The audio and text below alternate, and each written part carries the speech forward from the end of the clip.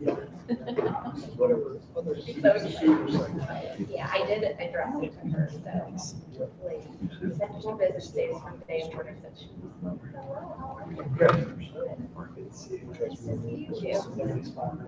And the gold standard bar.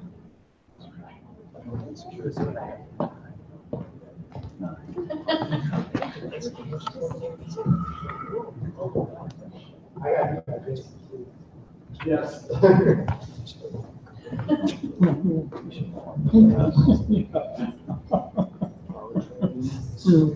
You are a deviant. A little bit.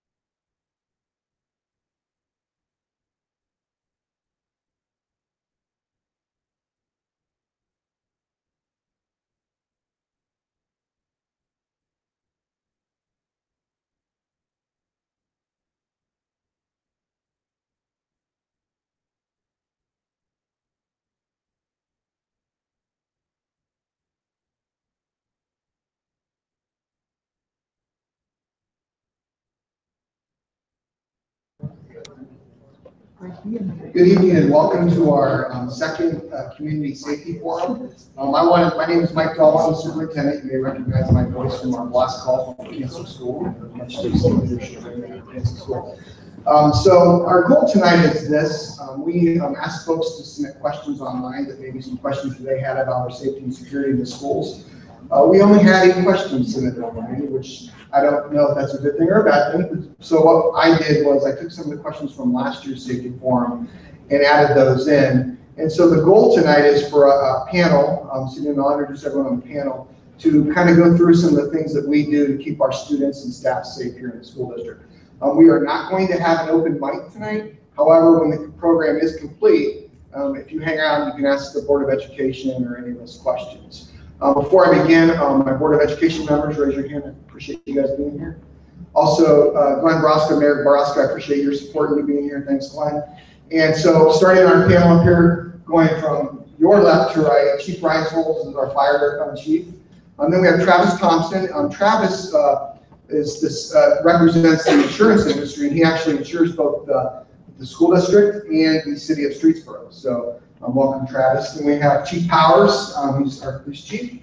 And then I'll be sitting there. And we have our SRO Dare Officer, Officer Jason Fogelman. And then our very energetic Ira Campbell, who's a high school guidance counselor, and he wears a lot of hats around the district. So he's up here on our panel. And tonight, our facilitator is Christy Before, and she's with the PTA. So I'd like to welcome all of them and welcome all of you. So with that, we're going to go ahead and get started.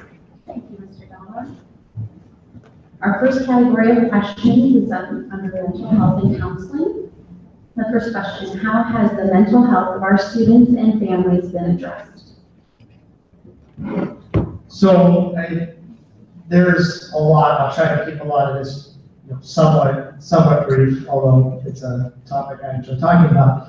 I think it's been addressed a lot more very recently between school counselors in all of the grade levels, pre-K up through 12, social workers in the district to connect families with resources. I think that family piece sometimes gets overlooked with when you don't have a student, and a lot of times the family might need resources themselves. And I think every building potentially has a different way they roll it out, but it is there. So I think it's important for families, parents, and community members to know that, really your school counselor, we're kind of the starting point. I can't promise I'll be able to answer every question or address every need, but I can promise, and I speak for my colleagues across the grade levels, we will work to at least put you in touch with the right person and help you any way we can. Your school counselors are licensed in personal, social, emotional counseling, do group counseling. Mrs. Simmons runs a group I'll talk about in a minute. It's at the high school. So there is that piece. And I think sometimes, sadly, there's still a stigma, not just in this community, in the global community, but it's a huge resource between the counselors, your social workers, just making sure our students have someone that they can get some emotional assistance from, and then if need be, refer to places outside of school to get some of that assistance as well. Thank you. Is there a program for student conflict resolution? So there's, and now I can really only speak specifically to the high school and the middle school. So there is not a specific program. We do conflict mediation and conflict resolution with students, with groups of students, so that, that does exist. Some of that, again, I can't speak specifically to elementary school. I know with how we're developing our pre-K through 12 program, a lot of what you'll see at the elementary school with school counselors is some of those teaching components, those classroom guidance lessons where it is taught. And like I said, I'm not in that building, and we're in the process of putting together the curriculum. So yes, it will be there at the elementary school. It is there across grade levels. It's not a specific, hey, here's our conflict mediation thing, but I just had 2 girls in my office yesterday afternoon, and we were getting it and trying to resolve some conflict. So yes, that is something that we do counseling wise. I'd like to add to that also, you know, from the pre-K-12, we're a part of the PBIS initiative. That's a statewide initiative, but we have core teams being trained by our state support team, and that all centers around positive behavior supports, conflict mediation, how kids treat each other, character education. So we do have a district initiative, and it's well underway. We're in year 2 or 3 of that. I think year 2 intensively, but we've been doing it. But it's more or less now, rather than building by building, it's a district-wide initiative that's specific to the age of the child. So what they do at the high school for counseling, conflict resolution wouldn't necessarily be appropriate to do at the elementary. So we do that specific to the age group. Thank you. We've seen time and time again that many school shooters were picked on and bullied by their school peers. What do the FCS schools do to combat bullying and honestly just mean behavior within our district? And what steps do we have to promote anti-bullying? So obviously that's a topic that is very, very relevant and one that we take very seriously. You know, if a student comes to myself, comes off the phone, an administrator, you know, we are 100% looking into it. If bullying is existing, we're not, you know, letting that happen in our hallways, in our classrooms, and outside of the school. So, you know, you're working to, you know, stop it on the level with the bullying. You're looking to help the victim, you know, help them with coping skills and being able to, whether it be stand up for themselves or just have the resiliency to, you know, be strong enough to not be a victim. And then I think one of the main pieces is all those bystanders. And I think that's where we're really trying to get some of the preventative pieces. And this is where I'll try to definitely keep it brief, because I can talk about actively caring for people for hours and bore you with that. You know, but we have these preventative steps. Now, there's no 100% thing that is always going to work. And I tell you all the time, so we're a 600-person high school of a very diverse and different students. I love that about it. So there are going to be times when students are meeting each other. There are going to be times when there are incidents, but we work very hard to establish that that is not the norm. That's not our culture. That's not what we do. So we have in place, we have our Actively Caring for People program where it's now become the norm. It's now become cool. It's not a group of 5 students running around doing this thing. If you walk to like in our hallways, we had 50 students here last night putting post-it notes with positive messages all on all the lockers. And I can tell you this definitively, there was not one teacher that came to me and said there was a negative message that was written on it today. The only prank the students played, they took, some of them put positive messages on one person's locker, which listen, that's a great prank. That person had like 20 positive messages. So, you know, that's great.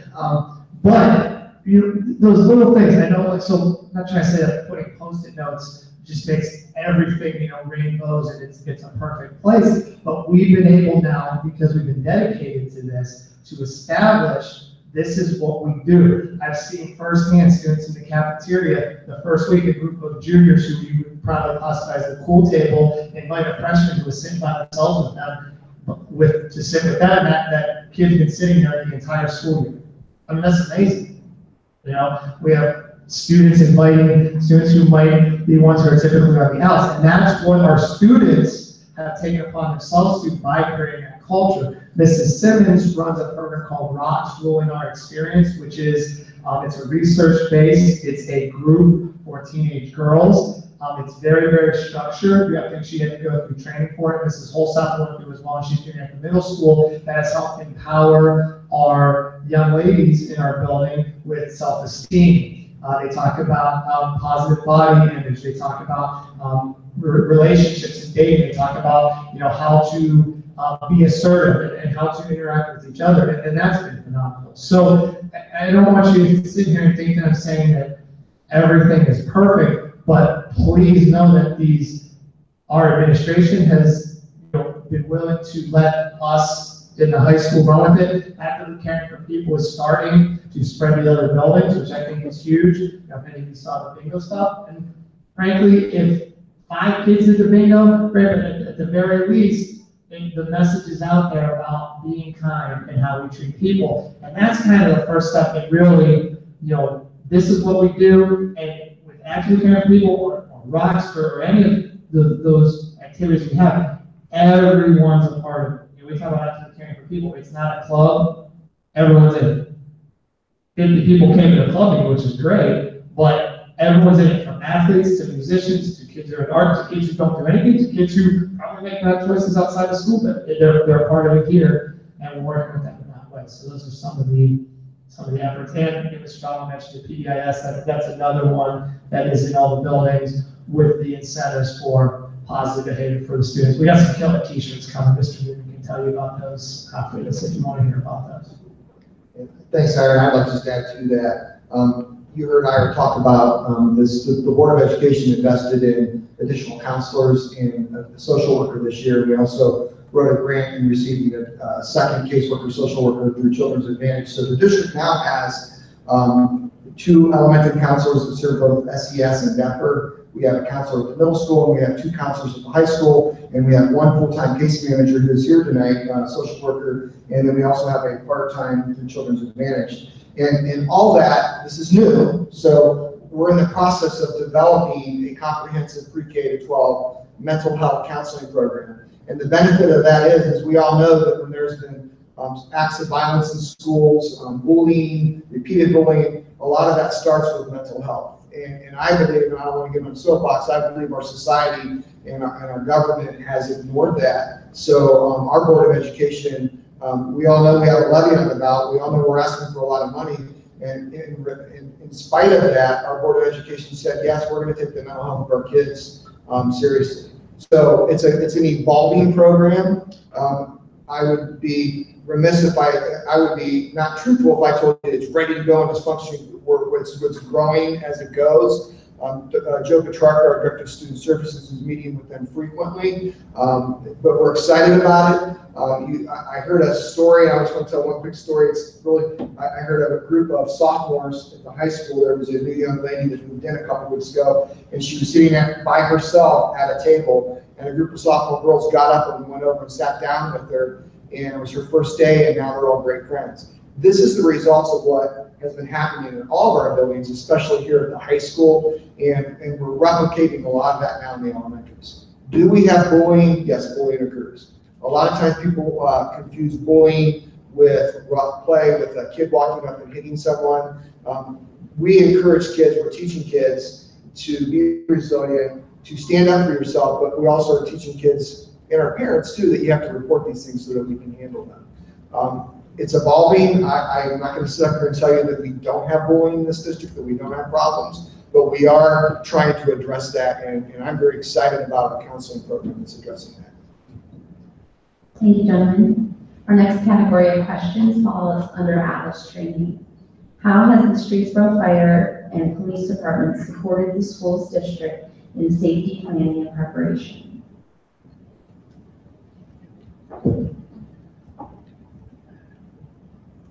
That's kind of a loaded question too, because it's always evolving as well. Me personally, I have been with each building at different times throughout the last few years. We continue to talk about the ALICE drills, getting it into the teacher's head to think for themselves about what to do. As anybody who's ever had an ALICE training of any type or discussed it, with ALICE or any type of active threat training, there isn't an answer that's going to solve every situation. We have to get it into our staffs and our kids' heads that they have to be prepared for anything, whatever that active threat is. You know, the active shooter is the one that everybody talks about. Not necessarily what it could be. I mean, it could be a knife thing. It could be just an irate parent that's going through, screaming, hollering, looking for somebody. Those are all threats. So it's thinking on your feet, being resilient enough to not freeze. That's what we don't want. I've been working with, teachers are concerned about, well, what if my kids do this, what if our kids do that? Discuss that with them, talk with them, be open. We've had, one of the things we do at the high school, instead of always doing a drill, we have open talks, we'll give them a scenario, discuss it, think about it. Give the students a chance to what if a situation, so they're processing information. And we go through and I'll jump into those conversations. And it's that they want to know that we are prepared, but I want them to know that I believe that they're prepared and I can trust them to do things that they need to do. And the students are actually kind of, sometimes I think they don't think they're allowed to make decisions for themselves. And, you know, I encourage them that if they feel that they need to do something that's going to make them safe in a situation, you know, do it. And that's, same thing goes for the teachers. I always compare our Alisters, and I always will, to, to a fire. You know, it's who runs towards a fire? Only the dummies, right? No, I'm just kidding. Sorry. You know, just, you know, the threat is the same way. You don't. We become the dummies in that situation. The police officers are the only ones that run towards a threat. Everybody else should be getting away from the threat. You know, so if you think of it like a fire, do you open a door and run right towards the flames? No. You go the opposite direction. You put something in between you and those flames. A threat is the same way. And when we put it that way, there's a lot of kids from kindergarten all the way up to the 12th graders that understand it, and it becomes then something where that's an easy thing for them to figure out for themselves. So that is, you know, and it's amazing. I've had conversations with a 3rd grader, and then a couple of years later, with the things that we've done, they'll remember what I told them, and then they'll still talk about it. And they will ask, and I know the thing, can I jump ahead to the next question? You know, do we enforce Alice drills the same way across all schools? Well, no, because not every building is the same, and not every age level can process information the same way. So we have to make it age appropriate and building appropriate. Okay, and that is, and I encourage those, you know, in the staff to, you know, look at your room, look at your area, know your hallways, know what's going on in your particular area, so you can react properly if something gets out of whack, something different happens. Because again, we go across different buildings, but we know they're not all the same. I don't always recognize when something is different in buildings. I may not see something that may not concern me. If something concerns you, bring it up so we know we can address it. I have officers who are going across, I shouldn't say I, but I have encouraged our other officers on day shift to walk through the buildings, and they're out there, they're looking, they're finding things that if something doesn't look right, they come to me and ask me. You know, we actually had a 5th grade teacher kind of jump out on 2 of our students, or 2 of our officers the other day, because they were checking a door and they were banging on because somebody said it wasn't working properly, so they went down there to check it out. You know, she came running out of her room ready to go. You know, they were like, whoa, what, you know, she was literally ready to take somebody on. That's what we're encouraged. You know, be ready to act. You know, I was pleasantly surprised. And that's just from, us talking to him, and she felt empowered to be able to do that. Now, she didn't have any kids in her room, which gave her a little bit more, empowerment, because she knew that there was another classroom down the hall to do something, or that they were going to need to do something if she had to act. But those are the things that we have that we're constantly talking with the staff, with the students. I do it all the time. Our other officers will. When they're in the they'll get stopped and they'll get asked what if questions. And I encourage you to do the same thing at home with your kids. And if there's a question you can't answer, there's, I got an email, you can call me, I got a voicemail. I'll be glad to try to answer the question. Just real quick, quicker than Jason. Sorry.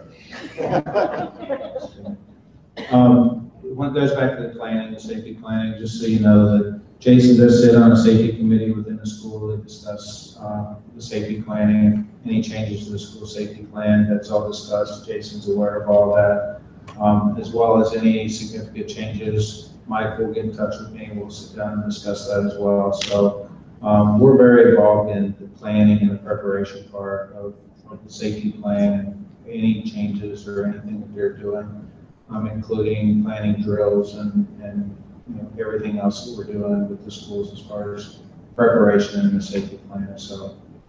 And, Jeff. Sure. Should just talk and shit, just borrow. Sorry, Just mind not, it's on, it's voice activated. Our main mission is to prevent harm. And so we look at the fire aspect. And the school shooters is coming to the spotlight. But when was the last time there's been a major fire or loss of life in a school building because of fire? We've come a long way with codes and enforcement and mandatory fire drills. So we're very active with the school board. When they do have a fire drill, we like to have our people up here on the fire engine, just to see how things are going. We try to give them ideas as for accountability for all the children, whether it's elementary, high school, out. And they've done a nice job of instituting a management plan, which we call incident command, where they'll be able to tell us, is everybody out? The principal has a designated area to meet us. We need to meet them. And during these drills, you get to see people and you get a better relationship than the first time during an emergency, trying to figure things out. So this has been going on for years from the fire aspect. And the school follows all the procedures and all the regulations and they're doing a nice job. Now with the school shooter, that's obviously relatively new, but it's come onto the forefront. For me as an old timer, we didn't have this 30 years ago. So we've done everything with the school board and the police department and prepared for such a catastrophic event that we're ready that if something bad like that would happen, from our perspective, our job is to save as many lives as possible from trauma. So we bought the equipment, we actually did drills with the police department, coming in and triaging and getting the people out and getting to the medical care. Because what they found out was most of the people that died from hemorrhage. They're shot, like the military. And the police department's interested in neutralizing the threat. And in that mindset of neutralizing the threat, what about the people who need treatment? That's where we come in. And we were working with the police department very closely, going down the hall, certain procedures so our guys are protected because we don't carry guns. We're there to treat and help people. They're there for a different reason. Plus we've got drills with the principals and administration at different schools, more of a tabletop. This is a scenario, every parent coming in, what are you going to do as a principal? What does the front office do? And then we explain to them what we need to know and what we're going to do and information that can help us to resolve it. So we've been working with the schools and the school board, the superintendent, and the police department, trying to come together as a team instead of the police department, the fire department, the school board, trying to have a unified command so we can address the problems. And hopefully we never realize it, but we're prepared as best we can be. So we're interested in making sure we have an excellent safety record for fire, and we're prepared in case something bad happens, which hopefully based on the mental health and Jason being in the schools, they're doing everything they can, being proactive instead of being reactive. And that's what we're trying to accomplish. Thank you, gentlemen. Are Alice drills spontaneous or planned? I'm gonna say yes. Both. There are some parts of them that we plan ahead of time. The dates are usually planned, but very flexible because something happens every day at schools where things have to change. And the drills, like I said before, that there are certain things that we want to practice this particular part of the Alice training. There's other times where we're just like, this is the drill, react accordingly. And there we have been different schools that have done during this period, this is when we do the drill. Other schools at different times have got, we're going to have a drill today. Don't know when. I tried getting Jeffrey last week to do one differently, but that's because my clock was wrong.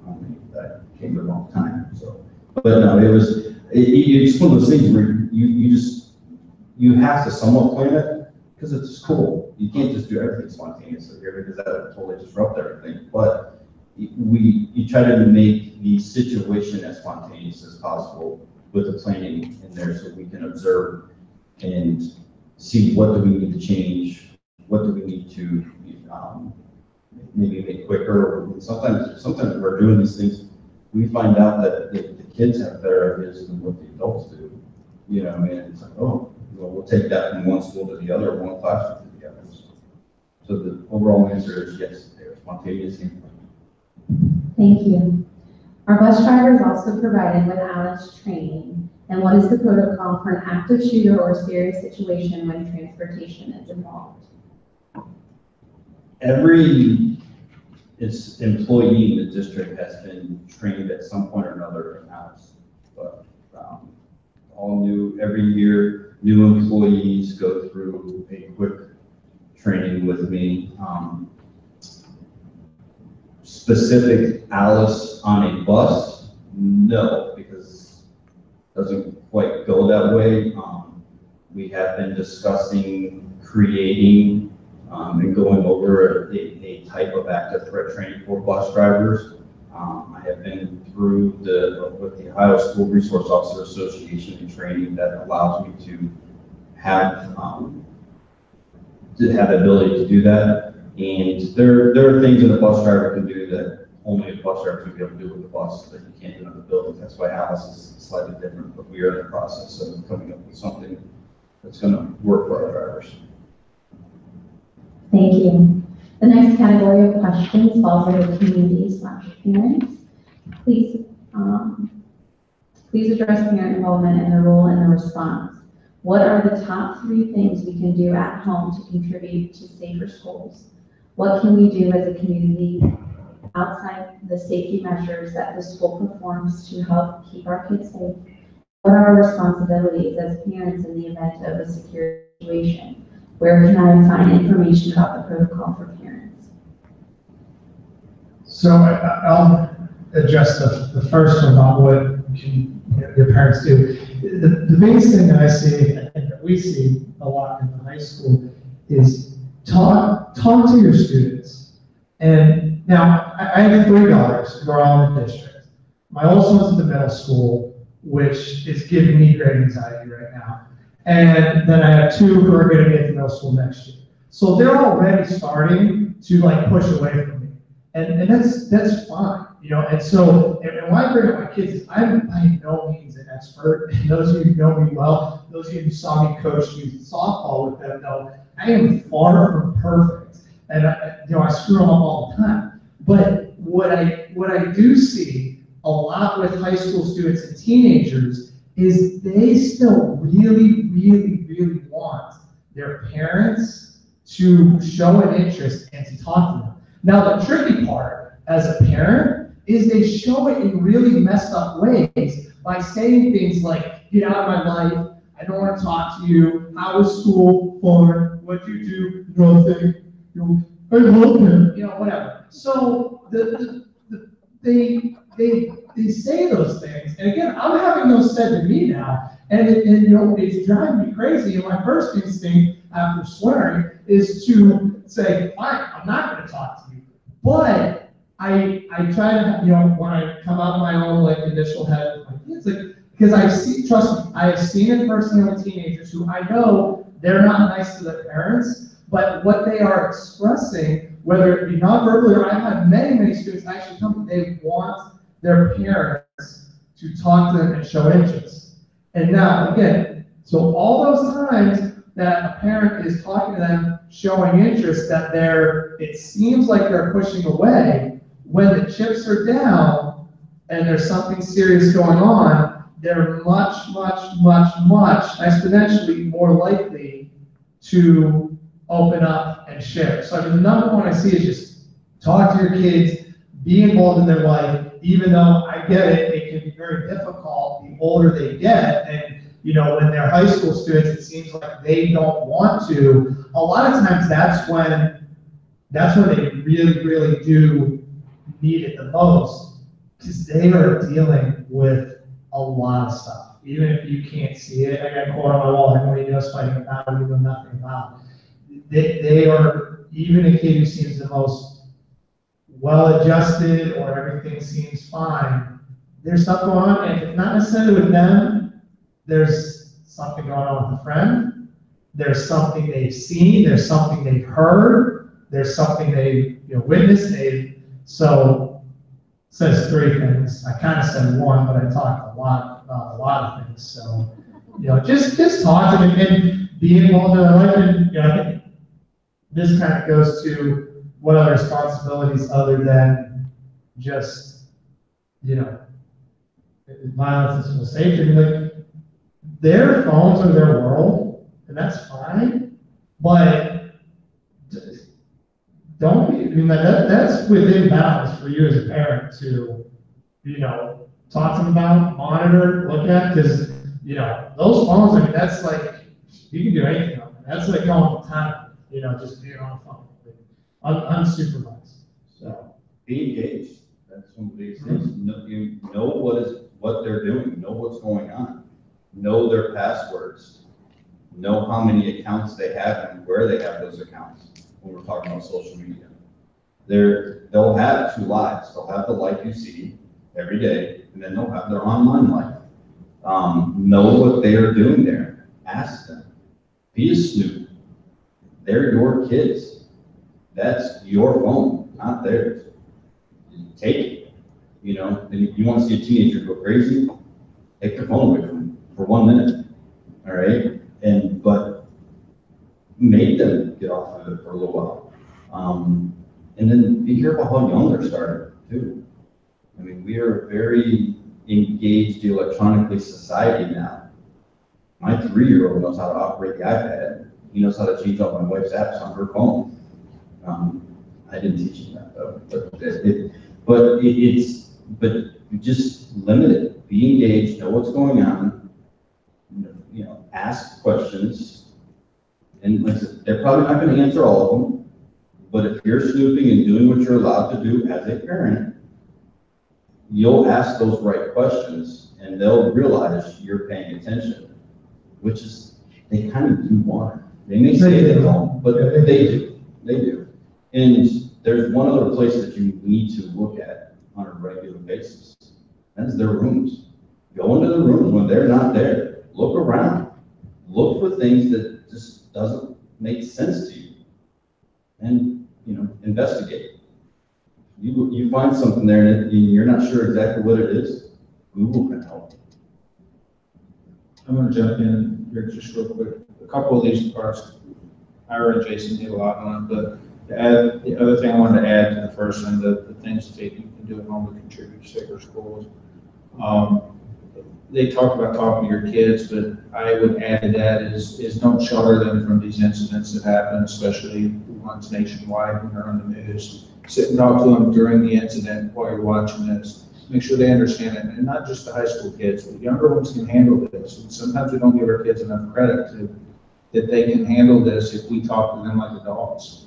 The problem is a lot of times that, and I'm sure that they see it in the schools, is a lot of kids don't even realize what's happening because parents want to shelter their kids from them.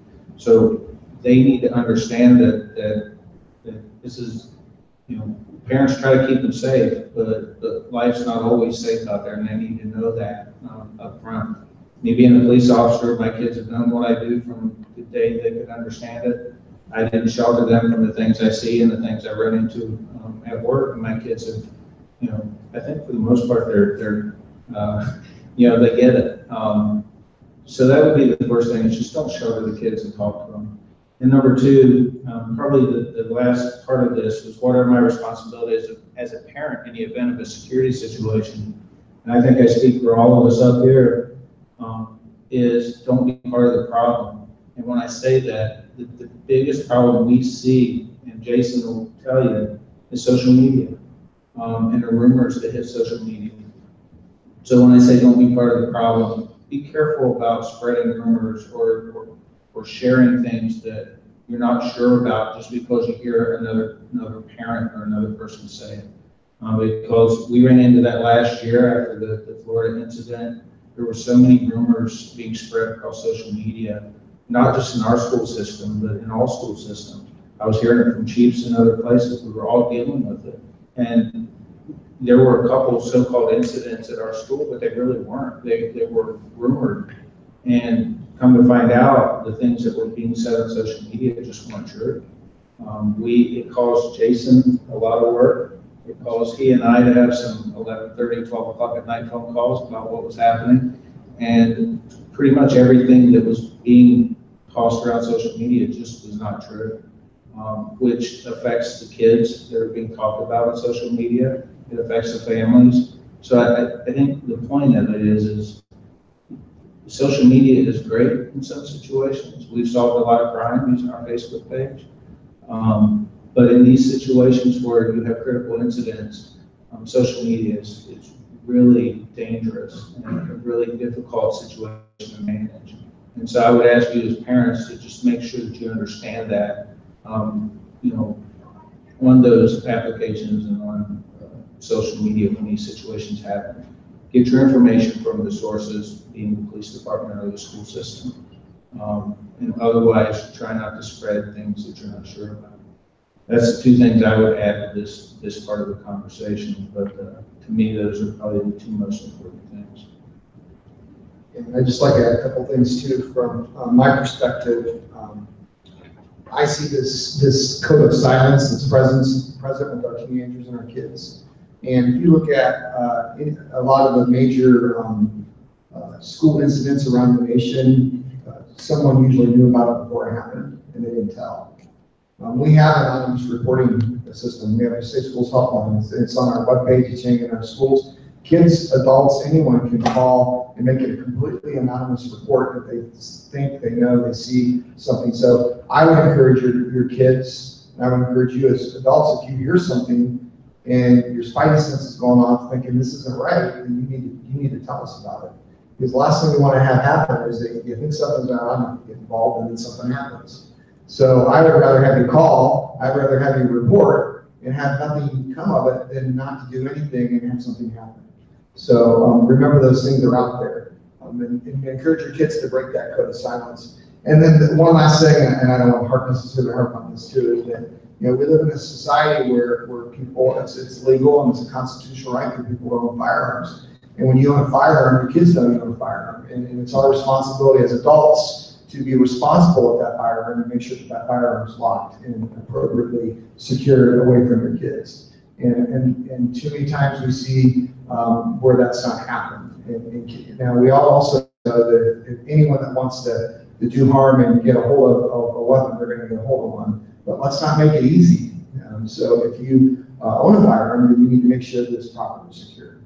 I just want to add one quick thing. I talked about talking to your kids. Don't be afraid to call your school counselor or the school or the administration. The administration, you have great administrators in the buildings. But if you're worried about something with your student, give me a call. If they're a high school student, hey, they seem down, they seem different. Can you talk to them? Now, counseling wise, it is confidential. If your student is at risk of harming themselves or they're being harmed, then I legally have to report those things. So I won't be able to talk to them and call you and give you a detailed transcript, but it's a good starting point. So if you are concerned about your student, call us. And that's what we do. I think there's this little I don't want to know that I called. Listen, I'll tell you this, I'm not going to ever lie to kids. Did my dad call you? No, you know me. So I'm not going to lie to your student, but I'm not going to call them down and immediately start right off the rip. Hey, what's going on? We're trained to talk to kids and kind of get to where we're going, but it'll take a little while to get there because we're going to build that rapport and that relationship with them. So if you are concerned, you can call us, and then we're good, at the very least, a good starting point. Thank you, gentlemen.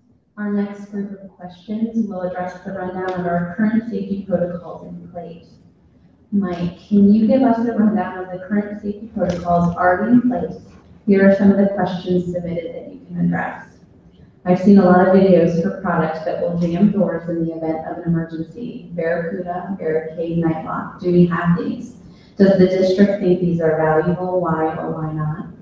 Are the safety plans for our district audited or evaluated by an outside independent source? If so, how often? Who ensures that the suggestions of said audit are addressed?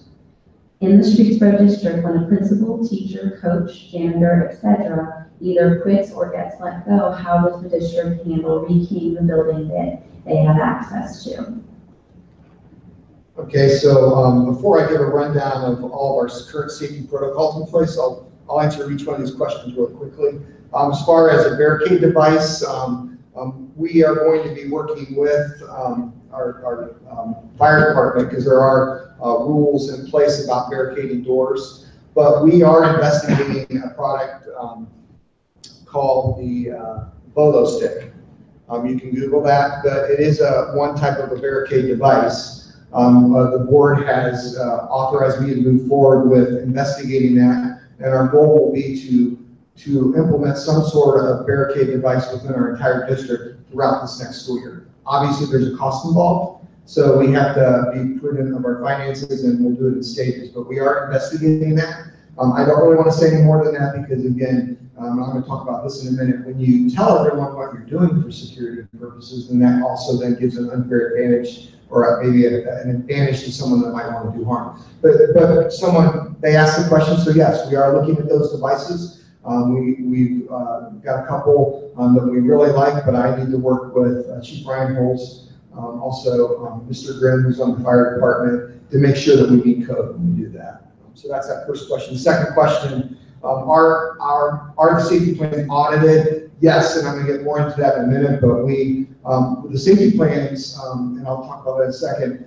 are thoroughly vetted by a lot of agencies and then finally approved by the Ohio Department of Education. And they have to be redone every 3 years. And I'll talk some more specifics about that. And we do have an outside agency looking at our safety plan, and I'll talk more about that. And then the third bullet point, or the third question was, if an employee, principal, teacher, coach, janitor leaves or quits, what does the district do to rekey? Well, it would be impossible to rekey our buildings, but what I can tell you about the keys for all school districts, and I would assume government buildings, the blanks are secure, so that we collect, first of all, when someone resigns, we collect all of their keys. And we also have swipe cards in the district, and the swipe cards are programmed by our tech department, and each employee has a swipe card that gives them access to the appropriate parts of the buildings that they're permitted to be in. So our primary source of entry for teachers and staff are swipe cards. We can very easily disable them. It's also their printing. They can do all their printing with the same swipe card.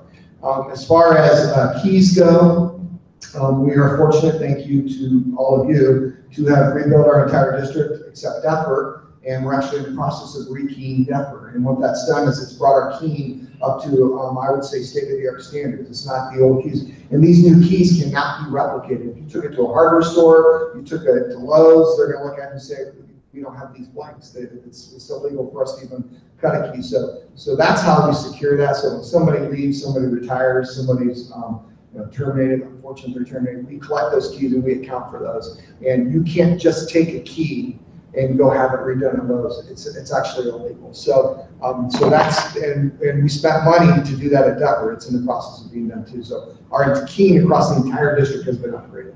So that addresses kind of the keys. So what have we been doing here in Streetsboro City School District? Well, I said this last year and I'll say it again, that our safety plan, when it was, the state of Ohio requires every school district to have a safety plan. And when we developed our safety plan, we involved the Streetsboro Police Department, the Streetsboro Fire Department, the Office of Homeland Security was heavily involved, the Portage County Emergency Management Services, the Portage County Sheriff Department, the State Highway Patrol. All of those folks had a say in our safety plan.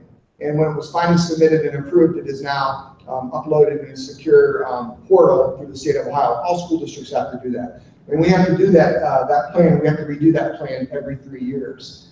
And so a lot of thought, a lot of planning, a lot of agencies went into the development of our plan. These plans are secure documents and they're not available to the public. You can't log on to ODE's webpage and say Streetsboro Safety Plan. You can't see it. It's a secure document and only the people that need to see it. And sometimes that rubs people wrong, but that's to keep people safe and that's to keep kids safe. Some of the things that we've done, we practice monthly. You heard Jason talk about that. We do ALICE drills, and ALICE drills aren't always making every kid in the building do something all at once. We also are encouraging our teachers to talk weekly about scenarios. Sit down with your kids during homeroom for 5 minutes and say, okay, kids, you're on the playground and a strange man comes walking up that you don't recognize. What do you do? And have the kids talk about it. We're doing that now. We're having active conversations with our kids. We're also practicing using the ALICE concept. The ALICE concept, if you don't know what that is, I would encourage you to just go into a Google engine and type ALICE, and they have a pretty nice webpage that has talking points for parents, and has things to do, but I'm going to tell you right now, don't worry about the acronyms. ALICE is designed to teach people to think, to keep themselves and the students they're with safe. It empowers people to think about, what do I do in this situation? If you hear a gunshot or a commotion out in the hallway, are you going to take your kids out in the hallway? No, you're going to barricade the door, you're going to get out the window. So ALICE is designed K-12, pre-K-12, to teach kids and adults to think about the situation and respond accordingly. So that's what it's about. Don't get caught up in the acronym, get caught up in what we're trying to teach. So we practice that all the time.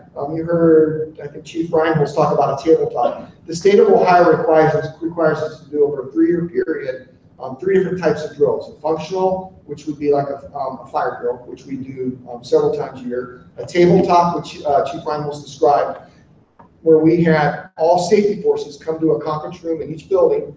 And then we had building administrators, secretaries, someone from the teaching staff and someone from the custodial staff sit down, and Mr. Grimm took us all through a scenario.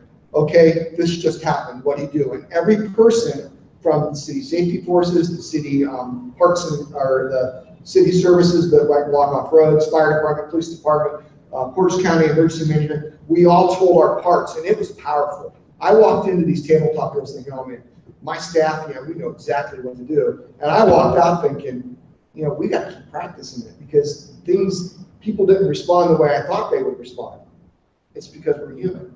So you have to practice. So, and then the third, which is what we have to do this year, and you're going to hear about this, I promise, before we do it. By law, we have to do a full-scale drill this year. That means we have to have a scenario where we completely immobilize an entire building under a scenario, and including involving the police department, the fire department, emergency management. We're going to shut down roads, and we're going to send kids to re-identification points. We're going to practice a full-scale drill in every building this year. I promise you that before we do it, we'll let you know we're going to do it, and then we'll do a debrief afterwards. But by law, we have to do that. We're probably looking at the springtime to do that. We'll prepare for it throughout the year, and we'll do every building this spring. So that's one of the other things. We also have a really cool thing called Navigate Prepared.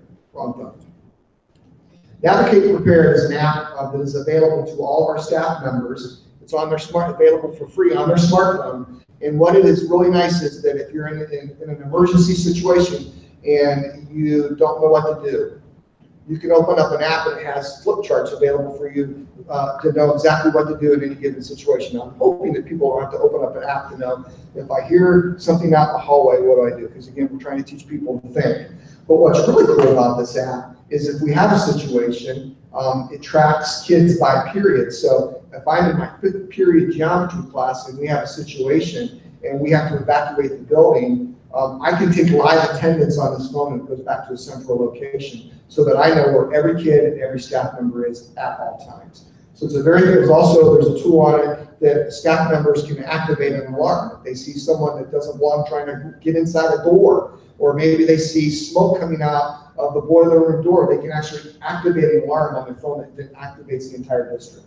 So that is called Navigate Prepared. I would encourage you to just Google and take a look at it. So they have a website where they have little webinars for parents to even look at little things, so you can read about that. So we have that available for everyone, and that's evolving. I just got an email today that talked about they're rolling out a module for family reunification. So I'm anxious to see what that's about. I don't know what it is yet. We talked about we added additional counseling staff, and we have the Safe School Helpline. I would encourage you to know that number.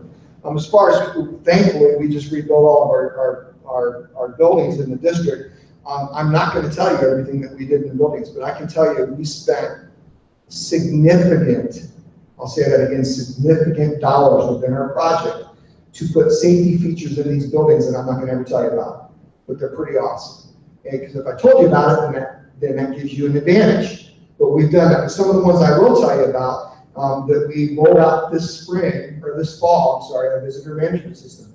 Everyone that walks into our building that's going to take a kid or go into our building has to swipe a driver's license. That swipe then immediately checks all 50 states' sex offender databases. That swipe also will then access any custody alerts we may have on kids. And it's going to track where you're going and what you're doing. It's going to print out a badge with your picture on it, with the date saying what you're there for and why you're there. Our staff are being programmed. It's new, so we're going to keep talking about it. If you see someone in the building without a badge, they better be back in the office. If you see somebody with a badge, that better be today's date, and they better be where they're supposed to be.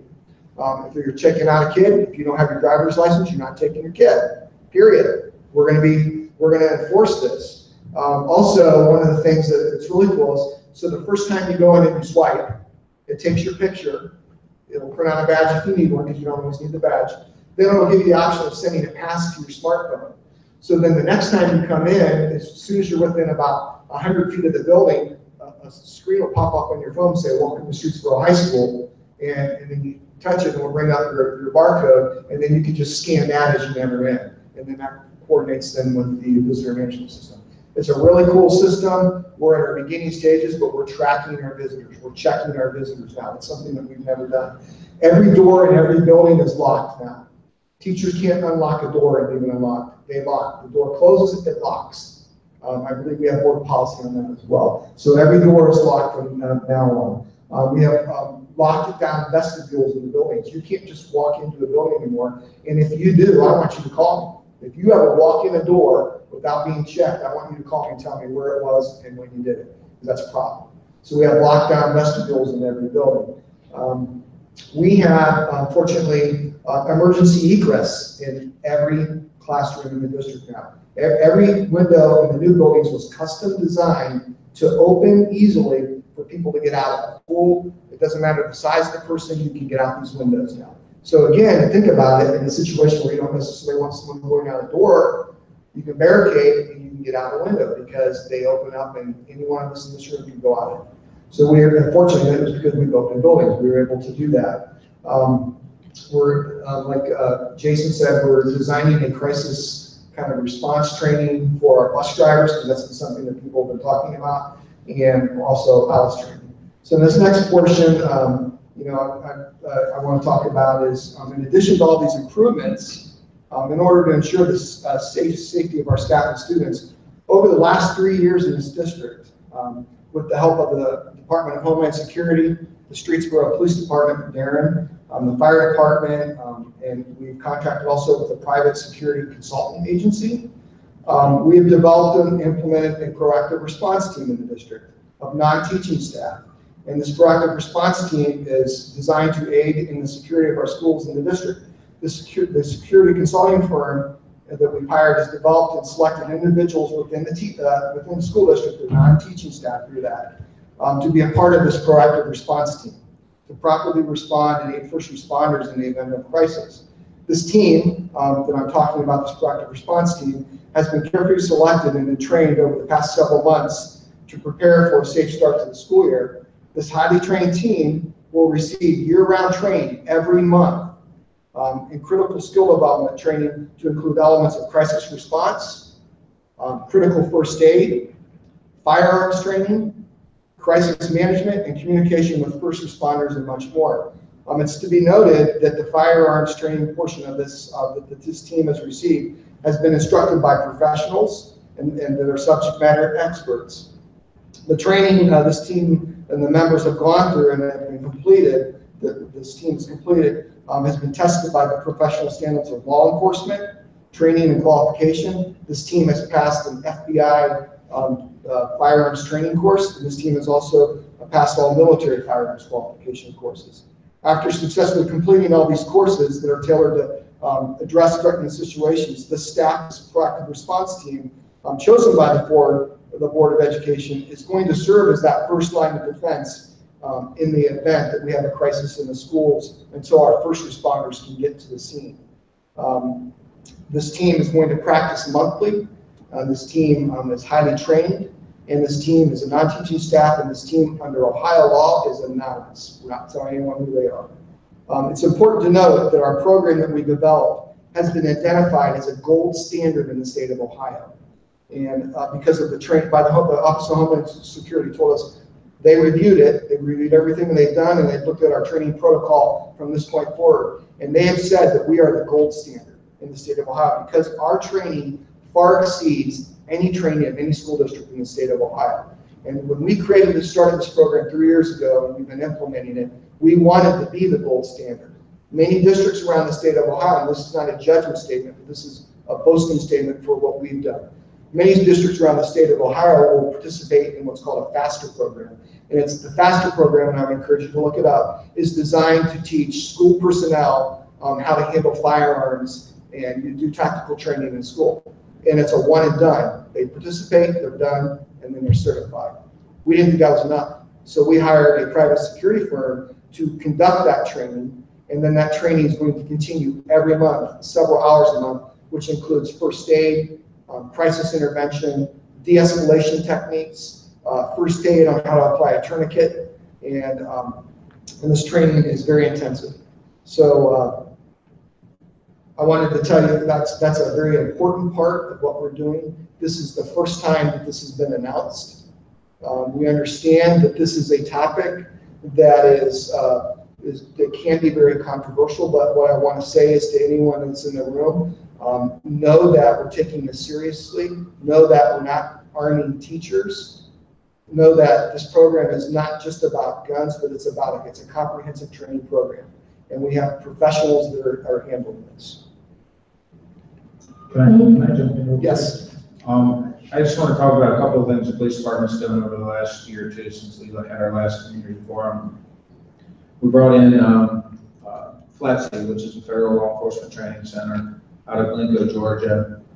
We brought them in, I believe it was over the summer, or last spring, and they did some training for us and for other local law enforcement agencies in probably the most up-to-date active threat response training that we've seen yet. All the officers that attended that from our department and from other agencies in the area, they said it's some of the best training they've ever received. They did active threat training, and the other aspect of what they trained us on is medical response.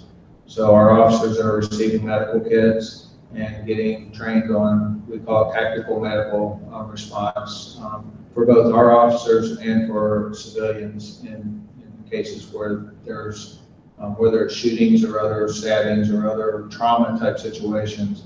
Our officers now have med kits and they have the training that they can respond to those situations. So like Chief Reynolds was talking about earlier, if we do have an active threat situation, whether it's in the schools or in another facility in the city, there is a time period where we don't have paramedics into the scene yet because you can still call the scene hot or warm, and only the officers are in the scene.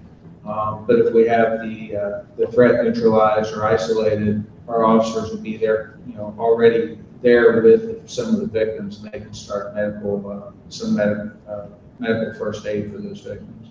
So those are the couple of things that we've done in the last year, and we like that training so much that we're bringing them back in February to do it again. We invite our local law enforcement partners in the area to do that as well.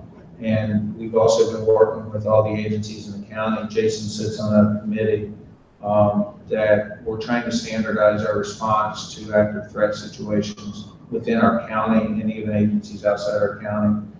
So what that means is they do training scenarios at least once, if not twice a year, but they meet multiple times a year. And we're trying to come up with standardized response criteria, because as all of you probably know, if we have an active threat here at the school, it's not just the Streetsboro Police Department showing up. It's every agency in Portage County and probably half of Summit County will show up to help us out with that, along with federal agencies and others.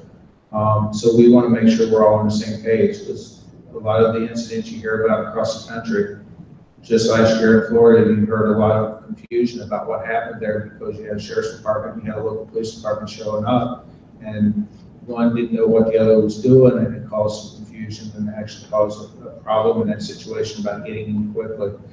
So we're working with all the agencies in our county to make sure that we're providing the quickest possible response to the situation. And that's going to continue on and continue to get better as time goes on. So real quick before we move on, I hope you noticed that the insurance guy didn't even flinch when all this discussion was happening. My company insures 300 of Ohio's public school districts. On any given day, I am in a school district in a town just like this. What I'm very proud to say is sitting up here is this conversation happens here. It doesn't happen everywhere. I wish it would. About 4 years ago, my company came to me and said, what is our position?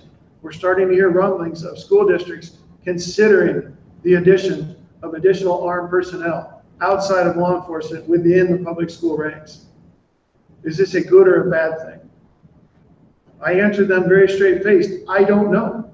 I can't answer that question because I don't know the situation. What I can tell you is the thought process, the logic, the planning, 3 years of planning went into making this decision. Numerous conversations about, hey, what is this going to do? Is this a bigger insurable risk? Does this make us safer? What happens? I'm here to tell you that conversations like this are what separate you and this district from everybody else. We look at this school district and rate it more favorably than we would a school district that's not having these conversations. The school safety plan requirements. None of the stuff that we're talking about today is law. You have to do this. These are decisions made for the safety of this community. These are the types of conversations we expect to be having across the state.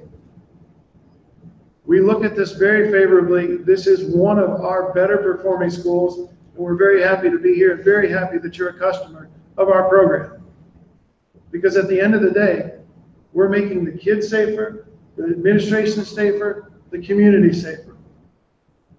And it should be copied and looked at and talked about everywhere. I use this as an example when I go to other places. Hey, what are other schools doing? Give them a call. These guys all have these circles that they talk around. They all have their sphere of influence. This is what we expect to see. Very proud to be part of it. Very happy to answer any of the questions that they have come up. But in the 300 schools that I visit, there are conversations and things happening in this school that I think that we take for granted that don't happen everywhere else. Even with some of the newer schools being built, they're not taking into consideration a comprehensive view of safety. The fact that we plan those in the construction of our new buildings, we plan for additional resources in mental health and school resource officers and just the community at large. The fact that we're even talking about bus drivers. My God, the bus drivers are one of the things that unfortunately get overlooked because of the brick and mortar is where we consider the safety of our kids. The bus is an extension of where we need to talk about everything. Not only the ALICE drills, but even some of the anti-bullying campaigns need to happen as well on our buses. It's awesome that we continue to include every aspect of the school day in our conversations. So I thank you for those conversations. I thank you for your willingness to invite me to come and share in this, but more importantly, thank you for what you're doing for your community. We absolutely love what's going on and look forward to sharing it with everyone else. Thank you, gentlemen. Our final questions this evening. I feel like most people associate school safety issues with guns. What other issues should parents be aware of, and how is the district protecting the students against other threats? I think we've kind of answered that one throughout the night here with the different things that we've talked about. So I don't know if we need to spend much time on there, but an active threat could be just an irate parent, adult, student, could be a knife, could be, any type of weapon, anything can almost be used as a weapon. So what are parents doing? Where again, I'll go back to be engaged with your kids, know what they're doing, know their passwords on social media, spy on them. They're your kids, know what they're doing. Yeah, no, I agree, and I think whether it's school safety, whether it's drugs, whether it's vaping, which is big now, at the high school and the middle school level, I think it's just being aware of those things, being informed, because there's a lot of things, a lot of the bad stuff, and I don't even necessarily want to say the students, but like the whether it's the tobacco companies or the social media providers, Snapchat, they're one step ahead of, parents and even school districts with how they try to get to young people. So, and I don't want to go off on a tangent, any more than we have on vaping or social media, but just informing yourself as much as possible, talking to your kids, talking to us to try to support your kids and keep them safe of all of those, I hate doing things, but all those things. And one last thing I'll add is, I may have said this last year at school forum, but I feel very strongly, I have a sophomore in school, and she's now a sophomore in college, so I've had two through the school systems. And I can tell you that I feel that school is probably the very safest place other than maybe in my house that the kids can be. So don't forget about safety when your kids are out in other places. We focus so much on school safety, but remember that, especially as your kids start driving or they start going with their friends out in other places, in reality, even though they're still usually safe, those places are typically not as safe as they are when they're here at school. So talk to your kids like we talk over and over. Make sure they understand the hazards of life, not just coming to school. And a lot of the concepts that they get taught here in the schools with the ALICE training and some of the other things that they teach are concepts that can be used in other situations. And, if there's a situation at say a Walmart or a restaurant, I mean, these ALICE concepts, like they said, don't get burdened down by ALICE or by schools. They can be used anywhere. They're ways to teach you how to deal with a crisis situation, and that's what those are. So they just teach you how to think. But just make sure your kids understand that when they leave school and they go to, wherever they go nowadays, I think mine stays at home and plays video games all evening, which I guess is pretty safe. But otherwise, when they're out and about, when they're driving cars, honestly, driving a car once they became a teenager is probably the most dangerous thing your kid can do. So talk to them about safety in all aspects of life, not just what we're doing here in the schools. Yeah, one of the things I was going to say earlier is if anybody has any questions about the drills and what ALICE means, Google it. Google ALICE, you can Google Run, Hide, Fight, you can Google Craze. These are all different types of trainings and stuff like that. Wonderful videos out there that show how you can prepare, not just in school, but like the chief was saying, at the mall, at a restaurant, anywhere. Any kind of threat can happen anywhere. You look at you watch the news, you see that. It happens just about anywhere. We should be prepared no matter where we're at. So I encourage anybody to, look up on YouTube some of these videos, and they do a much better job of explaining it than I can.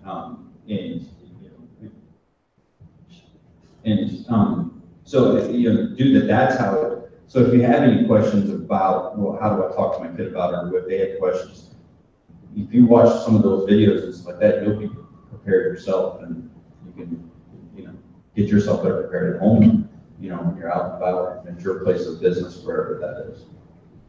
So I'm going to wrap things up. Our last two questions kind of center around parents wanting to know when we have drills so that they can talk to their kids and maybe some resources.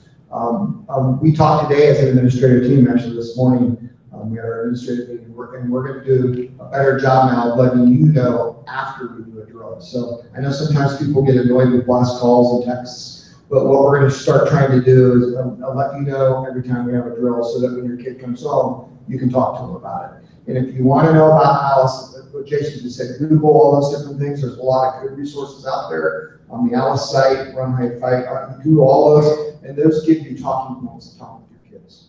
So that's it. That's the final question. Thank you everyone for attending. This program will be posted on the district website. If there's any additional questions, they can be submitted to the PTA or Mr. Delma. So we did tape it, and so it's live right now, and we will post it. And we may even post it on the PTA web, yes. Facebook page as well. So if you want to refer back to it, or I would encourage you to call a friend, a neighbor, and say, hey, if you didn't attend, you need to watch. Okay? Thank you very much. I appreciate everyone attending. I'm sorry it ran a little bit over, but I think these were important topics. And while we don't have an open mic now, I'll be around, and some of our administrators and school board members are here to answer questions afterwards. Thank you.